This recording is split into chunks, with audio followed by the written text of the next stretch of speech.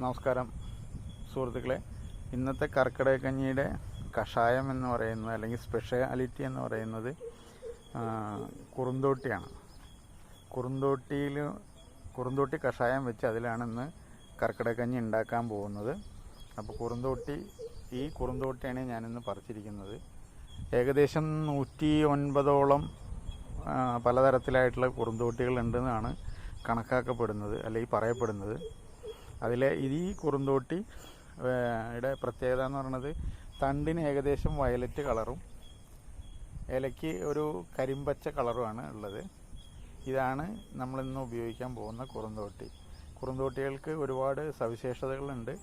അതിലെ വിശേഷപ്പെട്ട ഒരു കുറുന്തോട്ടി തന്നെയാണ് ഇതും.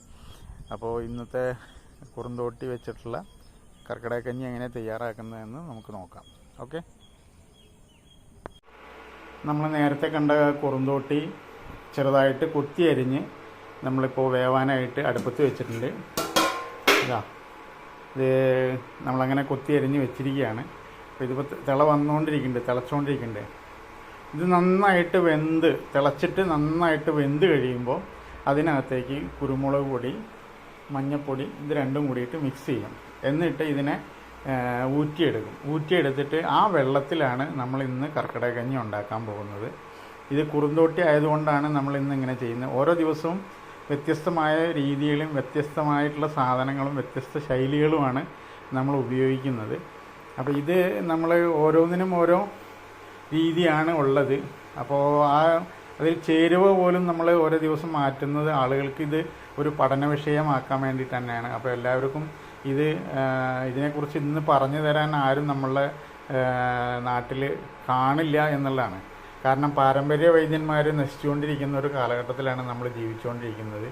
പാരമ്പര്യ വൈദ്യത്തെ നശിപ്പിക്കാൻ വേണ്ടിയിട്ട് കുറേ ആളുകൾ മെനക്കെട്ട് ഇറങ്ങിയിട്ടുണ്ട്. അപ്പോൾ നമ്മളെ തനതായിട്ടുള്ള ഈ പാരമ്പര്യ ചികിത്സാ രീതികളെ മുന്നോട്ട് കൊണ്ടുപോകാൻ വേണ്ടിയിട്ടും ആളുകളിൽ ഇതിനെക്കുറിച്ച് ബോധമുണ്ടാക്കുന്നതിന് വേണ്ടിയിട്ടുമാണ്. ഇന്നത്തെ കാലത്ത് എല്ലാവർക്കും ഫാസ്റ്റ് ലൈഫാണെന്നാണ് പറയുന്നത്. ഫാസ്റ്റ് ഡെത്തിലേക്കും കൂടിയിട്ടുള്ള ഒരു പോക്കാണ് എന്നുള്ളത് നമ്മൾ മനസ്സിലാക്കണം. അപ്പോൾ നമ്മൾ അറിയാവുന്ന കാര്യങ്ങളൊക്കെ ഞങ്ങൾക്ക് പറഞ്ഞു തരുന്നതിന് യാതൊരു വിരോധവുമില്ല. അപ്പോൾ അതുകൊണ്ടാണ് ഇങ്ങനെ ഒരു സംരംഭം നമ്മൾ തുടങ്ങിയിരിക്കുന്നത്. പ്രത്യേകിച്ച് കർക്കിടക മാസത്തിൽ എന്തുകൊണ്ട് ഔഷധക്കഞ്ഞി എന്ന് ചോദിക്കുന്നവരോട് പറയാനുള്ളത് ഒറ്റ കാര്യമാണ്.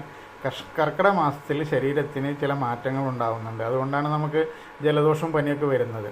അപ്പോൾ അതേപോലെ തന്നെ ആ സമയത്ത് നമ്മൾ ചില ഔഷധങ്ങൾ നമ്മൾ സേവിച്ച് കഴിഞ്ഞിട്ടുണ്ടെങ്കിൽ അത് നമ്മുടെ പ്രതിരോധശേഷി വർദ്ധിപ്പിക്കുകയും നമുക്ക് ഒരു നല്ല ആരോഗ്യത്തോടു കൂടി ജീവിക്കാനുള്ള ഒരു സാഹചര്യവും 11 മാസം ആരോഗ്യത്തോടു കൂടി ജീവിക്കാനുള്ള ഒരു സാഹചര്യവും അത് ഉണ്ടാക്കി തരും. അപ്പോൾ അതുകൊണ്ട് ഇത്തരം കാര്യങ്ങൾ താല്പര്യമുള്ളവർ ഇത് പഠിക്കുക, അടുത്ത തലമുറയ്ക്ക് കൈമാറാൻ വേണ്ടിയിട്ടും കൂടിയാണ് ഇത് പറഞ്ഞു തരുന്നത്.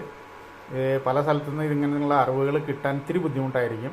നമ്മളിത് പറഞ്ഞു തരുന്നതിൻ്റെ ഉദ്ദേശം തന്നെ നമ്മളിത് പുതിയ ആളുകൾക്ക് ഇത് കൈമാറുക എന്നുള്ളതാണ്.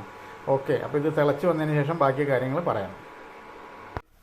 ഞങ്ങളിത് കൂടുതലായിട്ട് വെക്കുന്നതുകൊണ്ടും അതേപോലെ അടി പിടിക്കാതിരിക്കാനും വേണ്ടിയിട്ട് മില്ലറ്റുകൾ അരിയും കൂടിയിട്ട് ഒരുമിച്ച് വേവിച്ചെടുക്കുകയാണ് ആദ്യം ചെയ്യുക. പയറുവർഗ്ഗങ്ങൾ വേറെ സെപ്പറേറ്റ് നമ്മൾ വേവിച്ചെടുക്കും. അങ്ങനെ രണ്ടും വേറെ വേവിച്ചെടുത്തിട്ട് എല്ലാം കൂടിയിട്ട് ഒരുമിച്ച് മിക്സ് ചെയ്ത് ഒന്നും കൂടി ചെറുതായിട്ട് ചൂടിൽ വെക്കുകയാണ് ചെയ്യുക. നമ്മൾ ഇന്നത്തെ ഔഷധക്കഞ്ഞിയുടെ മിക്സിങ് എങ്ങനെ എന്ന് എല്ലാം ഞാൻ പറഞ്ഞു കഴിഞ്ഞു. ഇനി നമുക്ക് അറിയേണ്ടത് എന്താണ് ഇങ്ങനെ ഒരു കഞ്ഞി കഴിച്ചാലുള്ള ഗുണമെന്നല്ലേ.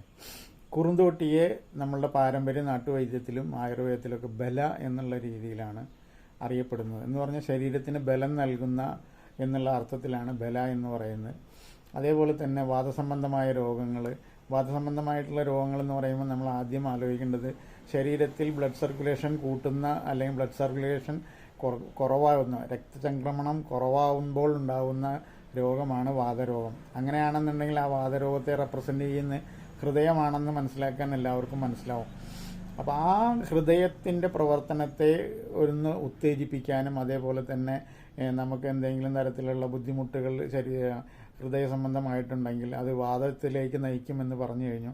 ആ വാതരോഗത്തിനെ ശമിപ്പിക്കുന്നതിന് ഏറ്റവും ഉത്തമമായിട്ടുള്ള ഒരു ഔഷധ സസ്യമാണ് ഈ പറയുന്ന കുറുന്തോട്ടി എന്ന് പറയുന്നത്. അപ്പോൾ കുറുന്തോട്ടിയെ നമ്മൾ ആ രീതിയിൽ ഉപയോഗിക്കാം. പിന്നെ ചർമ്മരോഗങ്ങൾക്ക്, തലയിലുണ്ടാകുന്ന സോറിയാസിസ് അല്ലെങ്കിൽ ചൊറി, ചരങ്ങ്, പിന്നെ താരൻ ഇതുപോലുള്ള രോഗങ്ങൾക്ക് നമുക്ക് കുറുന്തോട്ടി ഇല എടുത്തിട്ട് താളിയാക്കിയിട്ട് ഉപയോഗിച്ച് കഴിഞ്ഞിട്ടുണ്ടെങ്കിൽ കുറുന്തോട്ടി നമ്മളുടെ ഈ പറയുന്ന പ്രശ്നങ്ങൾക്കൊക്കെ ഒരു പരിഹാരമായിട്ട് കാണാൻ കഴിയും. അപ്പോൾ കുറുന്തോട്ടിയെ നമ്മൾ വളരെ നല്ല രീതിയിൽ ആയുർവേദത്തിൽ ബലാരിഷ്ടം അങ്ങനെ പറയുന്ന ഒരുപാട് സംഭവങ്ങൾ ഈ കുറുന്തോട്ടി കൊണ്ട് ഉണ്ടാക്കാറുണ്ട്. അപ്പോൾ അത് എല്ലാം തന്നെ ശരീരത്തിൻ്റെ ഉത്തേജനത്തിന് വേണ്ടിയിട്ടുള്ളതാണ്. പ്രതിരോധശേഷി കൂട്ടാനും അതേപോലെ തന്നെ ഈ നമ്മളുടെ ദഹന പ്രക്രിയയെ ത്വരിതപ്പെടുത്താനും സഹായിക്കുന്ന ഒന്നാണ് കുറുന്തോട്ടി എന്ന് പറയുന്നത്. അപ്പോൾ അതുകൊണ്ട് കുറുന്തോട്ടിയെ ഔഷധ സസ്യമായിട്ട് കണ്ടുകൊണ്ട് നമ്മൾ ഈ ഔഷധ കഞ്ഞിയിൽ ഒരു പ്രധാനപ്പെട്ട ഔഷധമായിട്ട് ഇത് ഉപയോഗിക്കുന്നു. അത് ശരീരത്തിൻ്റെ എല്ലാ പ്രവർത്തനത്തിനും ഉത്തേജകമാകും എന്നുള്ളത് തന്നെയാണ്.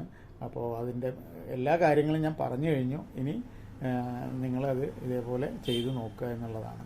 ഓക്കെ, നന്ദി, നമസ്കാരം. വീണ്ടും മറ്റൊരു ഔഷധ സസ്യവുമായിട്ട് വരാം. ഓക്കെ.